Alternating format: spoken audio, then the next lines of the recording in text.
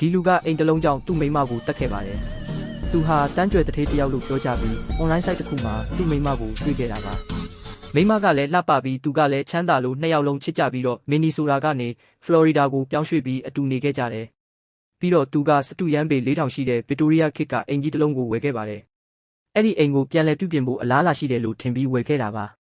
ဒါပေမဲ့မင်္ဂလာဆောင်ပြီးနောက်မှာတော့သူကမိန်းမနာမဲကိုအိမ်ပိုင်ဆိုင်မှုစည်ရင်းနဲ့မထည့်ပေးခဲ့ဘူးအဲ့ဒီကနေပြဿနာတွေစတင်လာတာပါ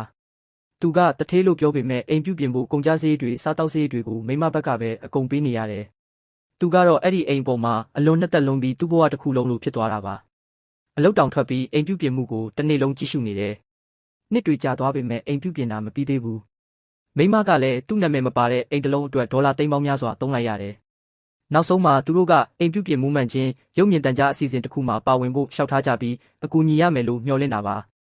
ဒါပေမဲ့အဲ့ဒီအချိန်မှာမိန်းမကသူဟာတကယ်တမ်းတန်းကြွယ်တဲ့မဟုတ်ဘူးဆိုတာသိသွားတယ်အစည်းအဝေးအတွင်းမှာမိန်းမကစိတ်ဆိုးပြီးထွက်သွားလိုက်တာကြောင့်အစီအစုထဲဝင်ခွင့်မရတော့ဘူးဒီအကြောင်းကြောင့်သူကအယမ်းဒေါသထွက်သွားတယ်အဲ့ဒီနောက်နည်းနည်းနေကြပြီးသူတို့အိမ်မှာရန်ဖြစ်ကြတယ်